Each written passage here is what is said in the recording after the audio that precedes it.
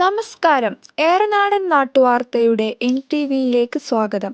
വാർത്തകൾ വായിക്കുന്നത് നാസിഹ. പാടം നിറയെ സൂര്യകാന്തി പൂക്കൾ. കരിഞ്ചാപ്പാടിയിലേക്ക് സന്ദർശക പ്രവാഹം.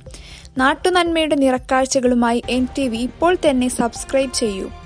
വിളഞ്ഞു നിൽക്കുന്ന സൂര്യകാന്തിത്തോട്ടം കാണാൻ കരിഞ്ചാപ്പാടിയിലേക്ക് സന്ദർശകരുടെ ഒഴുക്ക്.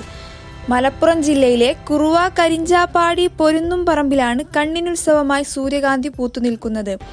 സംസ്ഥാനത്തെ മികച്ച കർഷകനുള്ള പുരസ്കാരം നേടിയ കരുവള്ളി അമീർ ബാബുവിൻ്റേതാണ് തോട്ടം. 2 വർഷം മുമ്പും ഇവിടെ സൂര്യകാന്തി കൃഷി ചെയ്തിരുന്നു. 1/2 ഏക്കറിൽ കൃഷി ചെയ്ത സൂര്യകാന്തിയിലൂടെ കലർപ്പില്ലാത്ത എണ്ണ ജനങ്ങളിലേക്ക് എത്തിക്കുകയാണ് ലക്ഷ്യമെന്ന് അമീർ ബാബു പറയുന്നു.